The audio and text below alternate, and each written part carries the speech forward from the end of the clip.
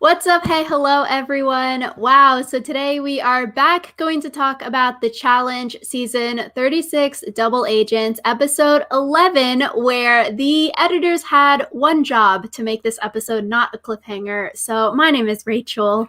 I'm Alyssa, and the editors failed at their job, and this episode just was the ultimate cliffhanger, and I'm annoyed by it because I feel like by ending the episode in the cliffhanger, nothing noteworthy actually happened.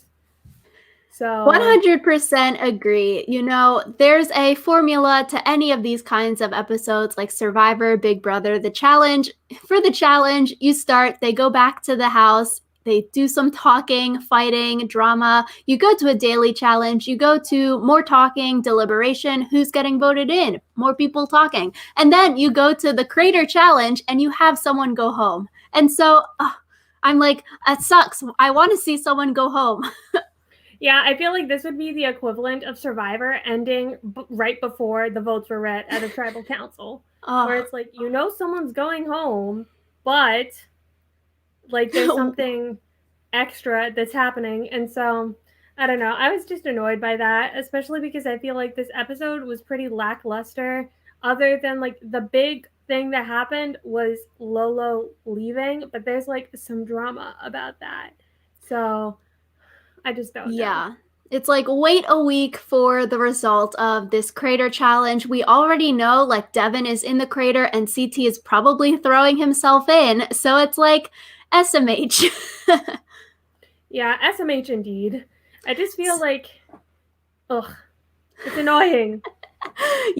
So we start this episode with Amber B angry at Gabby blindsiding her. Like we said last week, Gabby maybe should have just gave the people that she was considering putting in a heads up. So if Gabby chose not to go into the crater, she could be like, Nani, I'm going to throw you in. Amber B, I might throw you in, just like a hint, hint, nudge, nudge. But like we saw last week, that didn't happen. And I don't know. Gabby says she didn't know that she wasn't going to go in. She didn't know who they were voting in. And Kyle says that Amber B is the fakest person in the house because she smiles like nothing is wrong. But also, I feel like the entire game is sort of about like lying and faking it. And so I feel like saying someone is super fake or disliking someone because they're fake, I feel like it's good social gameplay to not go blow up at Gabby because she threw you in.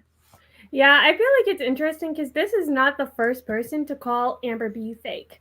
Because Amber M, or was it Gabby? One of them was like, well, now we know what the B stands for. So What I was think that was it? Amber A M. backstabber? Yeah. And so it's just like, I guess Amber B doesn't seem to be very popular outside of the Big Brother Alliance.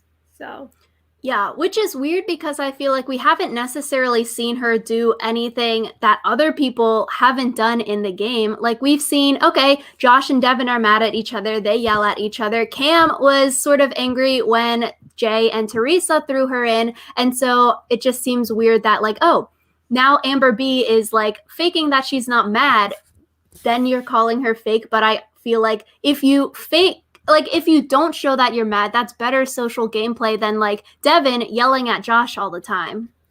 I don't know. I feel like in a way it's just like everyone expects Devin to yell at Josh, and I feel like in a way everyone expects you to be mad if you're blindsided. So it's not like bad social gameplay if you like conform to the expectations of you. And I feel like it would have been better for Amber B as far as not being seen as like duplicitous if she had been like, yeah, I'm mad, but I'm gonna move on because I want to be able to like still be able to have Gabby as an ally or something. Like I Yeah, feel which like if she had done that and acknowledged like, yeah, it sucks to be blindsided, but I'm still going to do it because it's better for my game, that would make people think she's less fake because if she just never does the first step, then people just think she's being a snake. I guess so. I feel like later in the episode we saw Devin and Amber B talking, they sort of mend things. And I feel like, they realize that it's better gameplay to not have enemies. So, even if you really hate someone, you might as well put the water under the bridge and pretend that you like them so that you're not a target.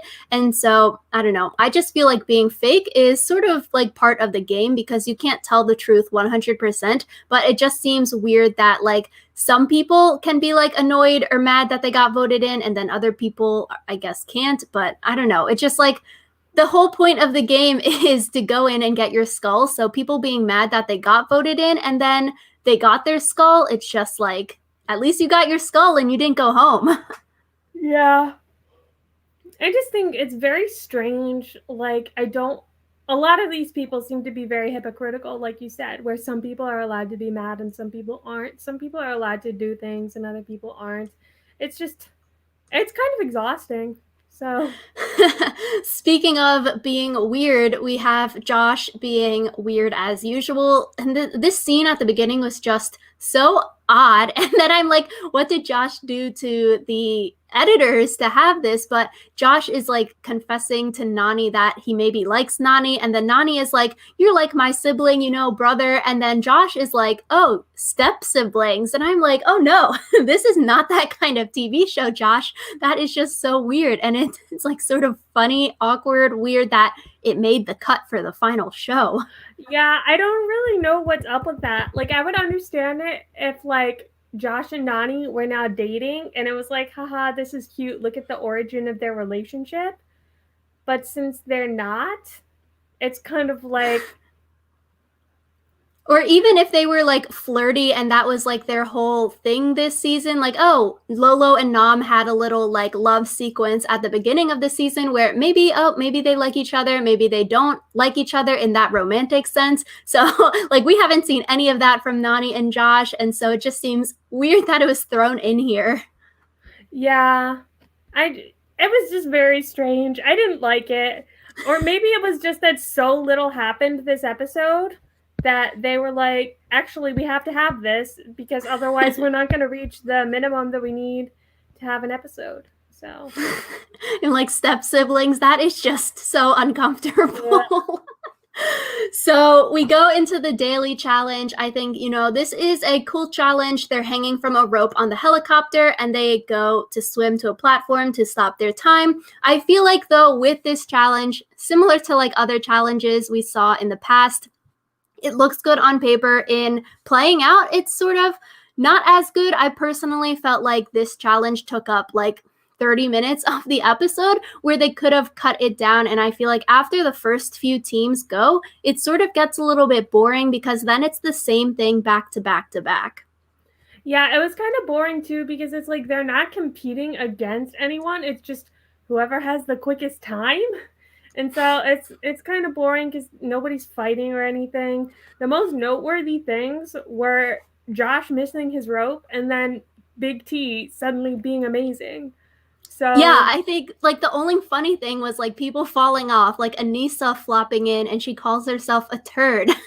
And then like Josh missing the rope, Devin getting so like funny, angry over Josh and making fun of Josh for missing the rope.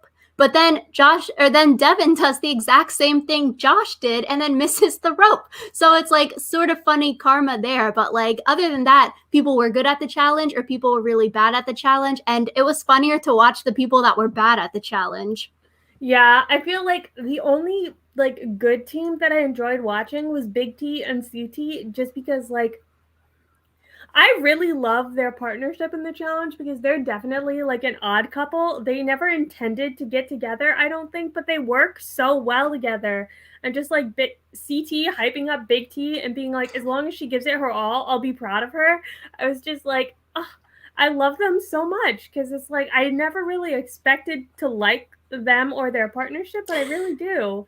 So that was the only good part of the episode for me. And then their conversation when they were going back to land after like doing their swim was so funny.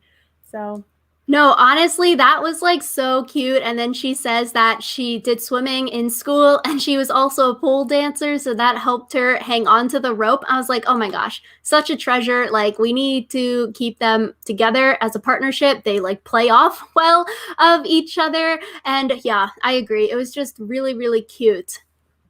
Yeah, I just like possibly the only good part of the episode.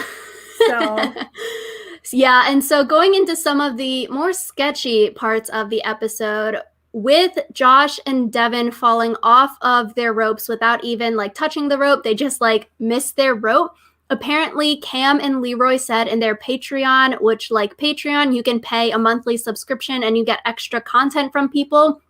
But apparently, Cam and Leroy post on their Patreon extra little videos after the episodes where they talk about the episode, run it down, stuff like that. And so people were saying that in their Patreon, they said that Casey and Leroy actually got a second try when they missed the rope the first time, but Josh and Devin didn't get a second try and they just DQ'd automatically when they missed their rope. So I feel like that's one of the sketchy parts of the episode, and we'll go into other sketchy parts of the episode that have come up after the episode aired. But I just, that's sort of odd if it is true that like the rules of the game can change depending if it's Leroy and Casey doing the challenge versus Josh and Devin. I feel like if you give one team a second chance, then everyone should get a second chance. And maybe that's why Josh was so like confused, or like he had a really big reaction when they said DQ, when he was like, oh, we get to go again.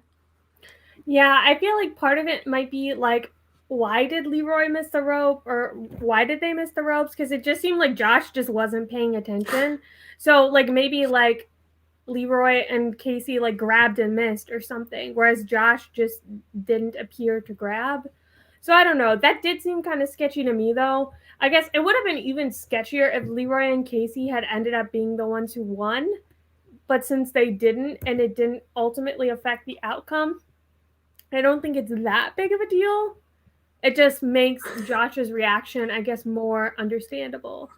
Which, yeah, going into the second weird thing after this episode, Lolo has some tweets where she basically says production rigged this challenge and CT and Big T shouldn't have won this challenge, but Big T actually fell off of the rope and outside of like the drop zone, which I guess could be possible. I feel like there could be some truth behind Lolo's tweets. I think she may have deleted them now or like took them down based off like NDAs or whatever. But I feel like it does sort of look like Big T fell on the outside of where the orange balls buoys were, but I don't know. Yeah, I thought that as well. I thought that the whole thing about like, oh, um, Big T and CT are like just want to be like happy or whatever. Like CT will be happy if he just gives it, if she just gives it her all, was leading up to her like getting DQ'd and him being disappointed about it because it's like I just wanted her to try and it didn't seem like that happened.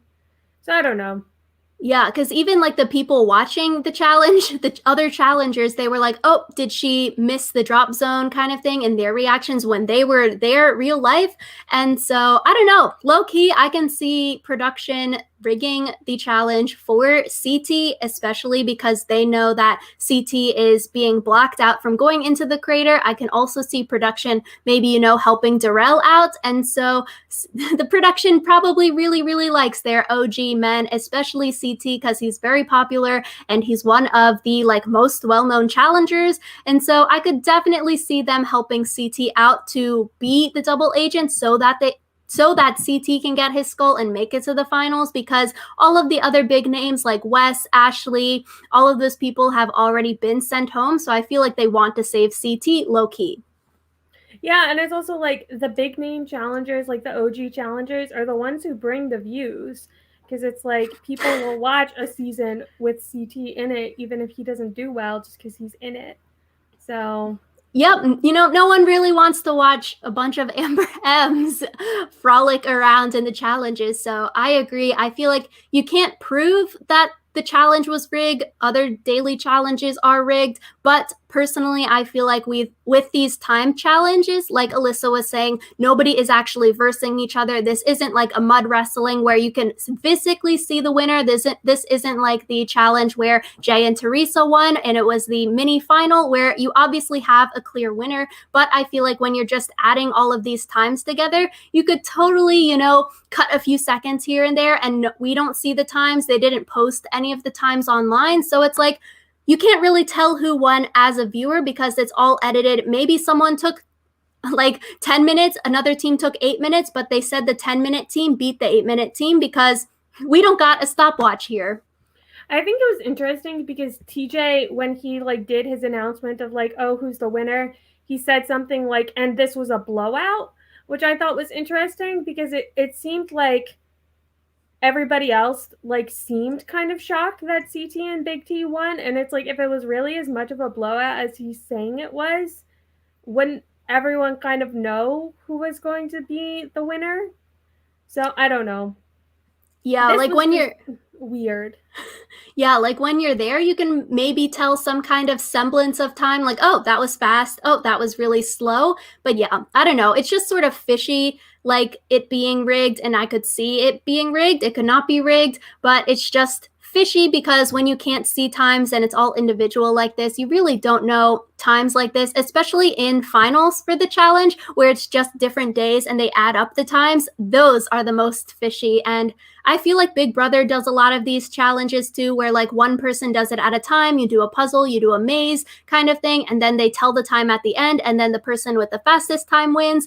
And I don't know, those are just really, really fishy because you can make up whatever time you want and no one else would know. Yeah, I think that's why I prefer like the way Survivor does it, where they're all doing the same challenge at the same time, where you can clearly see like who won because they're side by side by side. So Exactly. So maybe they just need to be more transparent, give us the rules. Like we said last week, a few weeks ago with the trivia challenge, as like, oh, the person that can stay up there the longest and answer the most number of questions. Like, there's no way for us as a viewer to really know who won and if they won fair and square because, like we said in that video, there's a lot of variables and, they could make it up. yeah, and I guess like I would be more inclined to believe it if the challenge, like, I guess the challenge seems like the kind of show that would rig if they needed to, which feels like mean to say, but whatever. I guess I'm mean. Okay, I was thinking that too, though, honestly, because it's like if CT and Big T didn't win this week's episode, like what would the storyline be? I feel like this entire episode was based around, oh, CT is getting blocked from the challenges, Lolo is getting blocked from the challenges, they need to win so they can throw themselves into elimination, and oh, CT won, and it's a guy's day, so it's not a girl's day. That would have helped Big T, but it just seems, I don't know. I feel like it could happen also. Maybe because CT won, that they made the storyline revolve around CT getting blocked out this episode, but also it would work the other way around. But like if Casey and Leroy won, what would the storyline be this episode? There wouldn't be one. I think it's interesting because one of the things that was said this episode kind of confused me, where someone was saying that like, oh, Lolo isn't being blocked out. She just thinks she's being blocked out because she hears CT complain about him being blocked out. And I'm like, if Lolo isn't being blocked out, how come every time elimination is mentioned, girls mention how they don't want to go against Lolo? Like that's kind of the definition of being locked out. So I think it's weird that the challengers seem to have the perception that like, oh, we're just like Lolo isn't a threat. She just thinks she's more of a threat than she is. Because it's like literally every time people talk about how they don't want to go against Lolo. So It is weird, yeah, because like the girls don't want Lolo to get her skull because then it's harder in the finals. The guys don't want Lolo to go in because they don't want her to be their partner when she switches from Nam after she wins. But maybe they're like, oh, Lolo's not being blocked out because she's always the second choice, because like other people were offering to throw her in, but then she just never gets sent in. But also, I guess that's also a definition of blocking out. Like you're sort of lying to the person like, hey, yeah, if I don't want this challenge, I'll throw you in, or you're second in line after this other person may want this. And if they don't want it, I'll send you in. But then you're still lower on the totem pole. Yeah, and it's like, I don't know. I still count that as blocking out just because it's like she never gets to go in. So. So speaking of Lolo in the challenge, the daily challenge is a poor sport, I feel like. At the end, she basically sort of blames her not performing that well in the daily challenge to her losing her shoe when she was swimming, which I felt like that was just an odd excuse for why Nam was beating you at swimming. But even from the camera angle, it didn't look like Lolo was that far behind Nam when they were swimming. And it's like, Lolo's not an Olympic swimmer. Like, who cares if she's losing, or who cares if you're losing to Nam? But she was like, yeah, my shoe fell off and that caused me drag. But I don't know. I feel like if you don't have a chunky swim boot on, maybe you'll go faster. I don't know. It's just very strange. I don't know. Lolo seems very like obsessed with winning in like an unhealthy way. So, yeah. I think that like I would have believed that she chose to leave just because she wasn't winning, just because she seems like kind of a poor sport in that regard. I agree. I feel like because she's an Olympic athlete and like take a shot every time she says that or someone else says that, I just feel like when you're performing on the Olympic stage and training all of the time every day, like you're a professional athlete. That's 100% way different from a TV show, The Challenge. And I feel like maybe she can't separate that. Like these two are way differently. The Challenge is a TV show. It could be rigged. It's for views. It's for money versus the Olympics. You probably can't rig the Olympics, or you shouldn't rig the Olympics because that causes a lot of other problems. There's the whole doping scandal in the Olympics. So and you can rig the Olympics. It just probably gets found out eventually. Yeah, I feel like cheating at the Olympics is way worse than production cheating or like helping people in the challenge, which is a TV show. And like the Olympics is your life. You get sponsors, they're athletes for life. And I don't know. She maybe just doesn't realize that like the Olympic athlete is way different from being like a personal trainer like Gabby or a CrossFit coach like Natalie or the people that just work out for fun.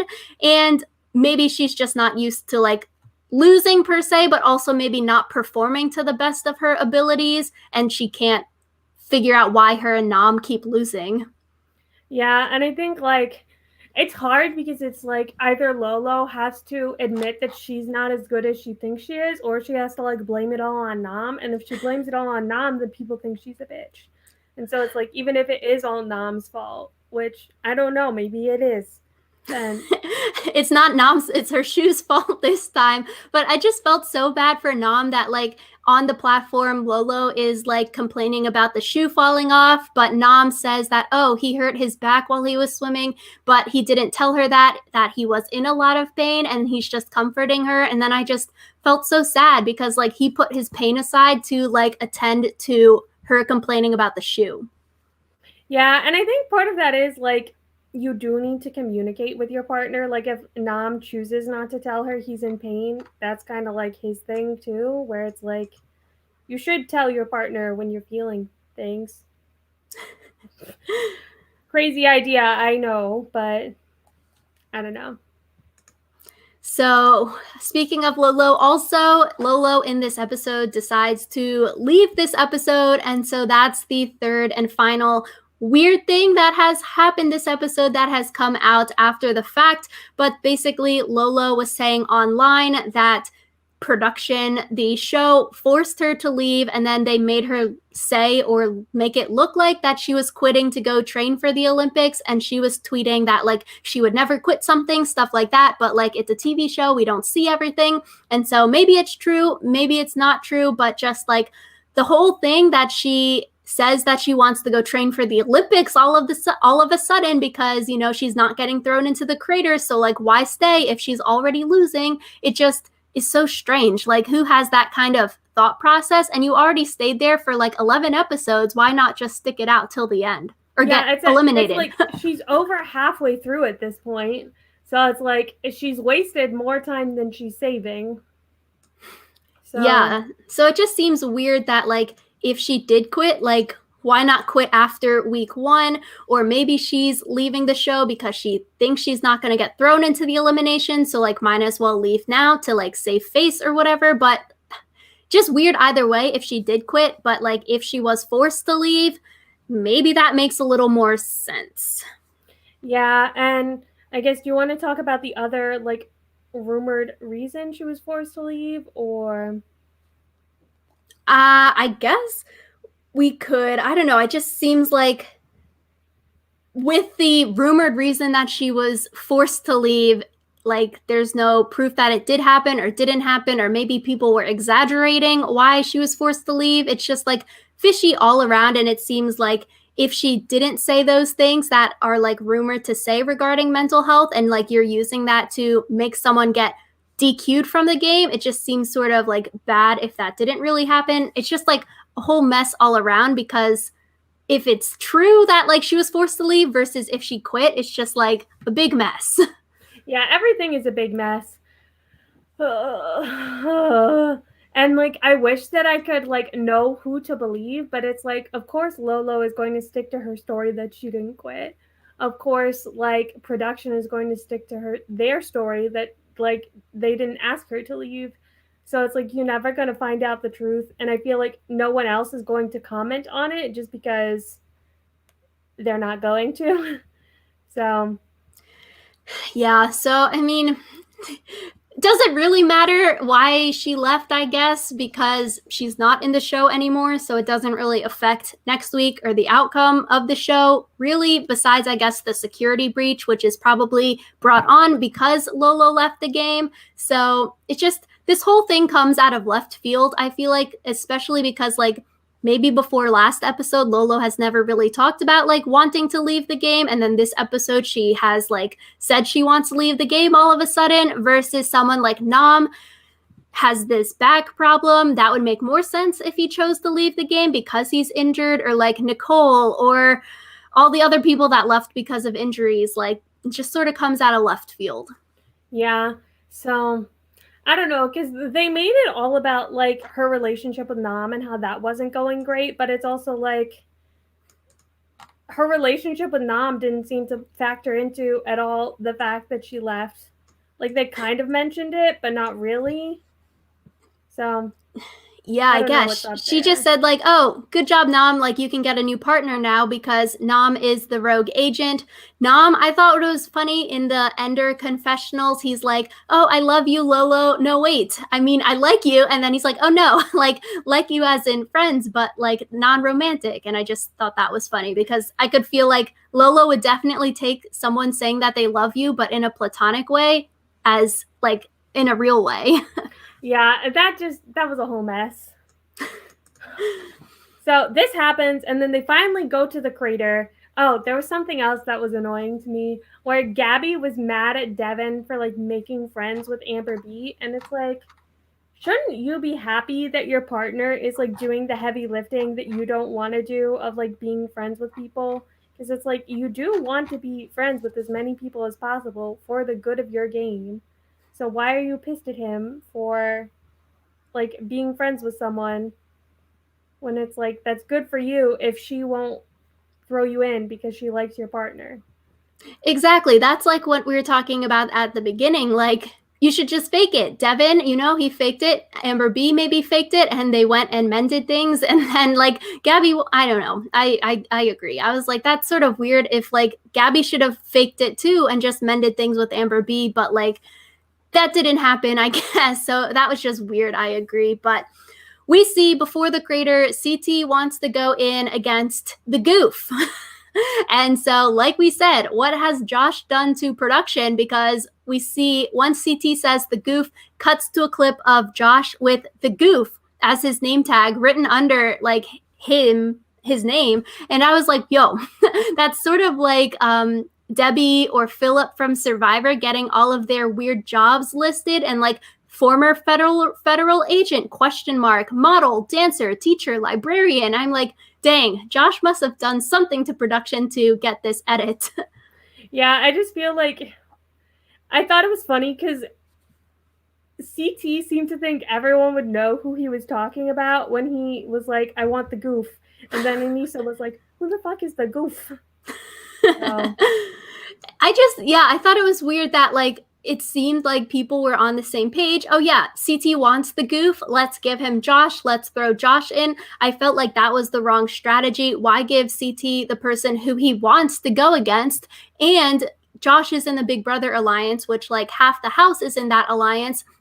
I feel like we said last week, if you're a weaker man, you should want to send CT in against the strong person. And even the strong people that have skulls, like Leroy and Fessy, they should want CT gone also, because you don't want to compete against CT in the finals. Maybe some of the women would want CT in the crater, so then they could get CT as a partner for the final, and then you're like golden. But also, like, if you're someone with a strong partner right now, you shouldn't want to send CT in there if you aren't going to switch partners and become CT's partner, because then you're just screwing yourself over for the finals. So just sort of doesn't make sense that you would throw Josh or Devin in there. I think it's just one of those things where the guys with the skull were glad that it wasn't them that was being thrown in or suggested to be thrown in, and then everyone else was kind of just like, okay, if we give CT what he wants, then maybe he won't come after me or my partner. So I wouldn't say I agree with them, but I can kind of see where they're coming from. Yeah, that's why I feel like the women play it better with like Cam leading the charge of like, let's throw two strong females in there. So, me as Cam, I don't have other strong females that I have to compete against in the final. Plus, I like my partner in Kyle. I feel like the men should maybe replicate that. And like, you want to throw two strong people in there. And we don't know technically, can you throw a non-skull person in there with one of them? Doesn't really seem like you can. So that's why they're picking between Josh and Devin. But like, if those aren't the rules, I feel like you should throw two non-skull people in there, like CT versus Darrell, or I guess Nom, but then Nom becomes a rogue agent. But like, throw CT versus Darrell in there, and then you have a really, really badass competition with two really, really strong guys in there, and then one of them goes home and the other doesn't get a skull. So just seems odd that now that CT won a daily challenge, they're just like giving him what he wants, and you don't want him to get a skull because he's going to like obliterate you in the finals probably. Yeah, I really don't understand the way some of these people are playing strategically.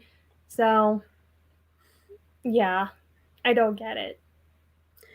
Yeah, I feel like it's also weird that like the Devin CT crew, they're like, oh yeah, let's throw Josh in because sending Josh home would break up the Big Brother alliance, which I'm also sort of like, oh, really? I feel like Fessy and Casey, they won't really have too much off of their backs. They won't really care that Josh went home because like it's a game, you know. The days have to keep moving forward. Like, if you get so stuck up on your friend going home, you are never going to be able to compete well enough in the finals to win the $1 million, which keeps getting mentioned. So I feel like saying a whole alliance will break up because Josh goes home, like, I don't see the logic there. I think it's mostly just like Josh has a lot of friends and he maybe was kind of the person marshaling the Big Brother alliance. But then also, I think any Big Brother Alliance member that goes home is good for people who aren't in the Big Brother Alliance because it's fewer numbers. So.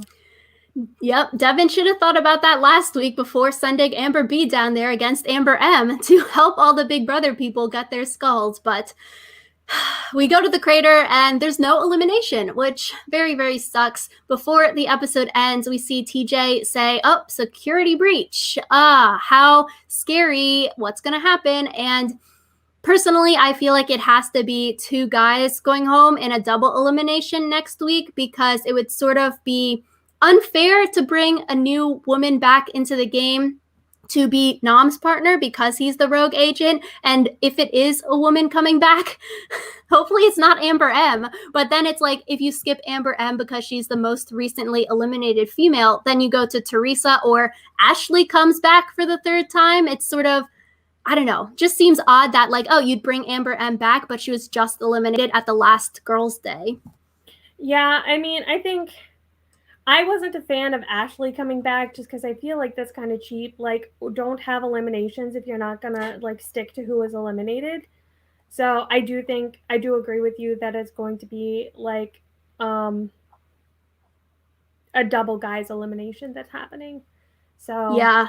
I think if you do 2 guys back to back going home at the start of next week's episode, then it's basically sort of like a fast forward through another week of the show. So if you have 2 guys go, then next week will be technically a girls' day if we see a second crater elimination at the end of next week's episode. Because if you send 2 guys in there, they both 2 people go home out of the 4 guys that were sent down. And then now Corey and Nam as the rogue agents would get new partners. All of the numbers match up again. And so it really does seem like that is probably what's going to happen. And then next week, if we do get 2 craters, then we'll have a girls' elimination. But honestly, with the timing all weird now, and we have 2 eliminations potentially at the start of next week's episode, I feel like the timing is going to be off for maybe 1 or 2 more episodes, and we're going to keep having these stupid cliffhangers. yeah, I was gonna say it's gonna be really hard. I feel like timing wise, because if they do decide to do 2 eliminations next episode, it's gonna be like crunch time to get everything in between the daily challenge and everything else. So it's like because they need to do the 2 guys eliminations that we're theorizing are happening, then the daily mission, and then the girls elimination, which means there's 4 challenges and in a episode where there's normally only 2 challenges. So yeah. Not looking forward to it if we got another cliffhanger next week. Or maybe people are online are thinking Nam might leave because of security breach, but also for me personally, I feel like it seems weird because Nam with his back problems, I don't know why you would wait until you got to the crater to be like, TJ, I'm leaving. Or since TJ has this security breach, they told Nam was like, hey, production, I'm going to leave. And then they're like, no, Nam, wait till the crater so we can do something fun about it. But like none of the other people left in like a security breach fashion. They all just like disappeared before the next daily challenge. So it would seem weird that you would leave during the crater versus leaving like right after an elimination. If he got hurt, had to go see medical, sort of like Nicole and Liv left. it could also be interesting if he like lets these 2 other guys get eliminated and then immediately leaves himself when he was like, I was hoping I would get eliminated in a challenge, but I didn't, so I'm just gonna leave now. Bye. Then he messes up their numbers because if 2 guys get sent home, because Nam is technically a rogue agent now, so out of the 4 guys without skulls left, Darrell and CT are probably going to be in there if it's a 2-guy double elimination versus 2 people with skulls, because you can't technically send in Corey or send in Nam. But when Devin lost his partner Nicole when she got injured, they still sent Devin into the crater. So maybe since Nam technically isn't a rogue agent, since he didn't lose his partner to the crater challenge, maybe they could still send Nam in and Nam gets even more hurt during the like flying Peter Pan challenge that was set up. So maybe then he leaves also, and like who knows? Who knows? I just feel like they set a lot of stuff up that I'm not sure they're going to be able to what's the word? Cash in on, follow up on. I don't know. Whatever I'm trying to say. Like they set up a lot of stuff and I feel like the payoff isn't going to be as cool as I'm hoping. So. Yeah, especially I don't know. I'm just sort of nervous about these cliffhanger episodes because they are no way going to be able to fit 4 challenges into one episode. Yep. Sad days. Yeah, sad days indeed. So, I guess I'm not looking forward to next episode. I just I want to know what happens without having to watch it because I want to know if I should be angry or not. So I just needed to get back to normal. You know, I like that kind of normality in our life. I know when I go to watch the challenge, when I go to watch Survivor, it's the same format every week, so I can be prepared. I know what I'm getting into. And I just don't have that anymore. Yeah, you can't throw these curveballs at us. Give us someone in the crater. Send them home, especially after we know who the compromised agents are and we know that CT is probably throwing himself in. Like, if you wanted a cliffhanger, I guess, don't tell us who was the compromised. What? Just like do it a different episode. Yeah, or like cut off before we learn who the compromised agents are, and right after Lolo left, then you can say security breach and the house. But I guess maybe they wanted TJ there to announce the security breach, but like, much anger. Much anger indeed. It just like, it didn't make sense. It didn't need to be this way. Next week on Survivor, we will see the votes cast, and then Jeff will be like, tune in next week for who goes home. Yeah. But anyways, we'll be podcasting again next week, hopefully telling you who goes home. Hopefully also telling you a girl that goes home, because we don't want another cliffhanger. Let us know your thoughts in the comments down below. Do you, like, what do you make of all of this? Are you upset about the cliffhanger like we are? Let us know, and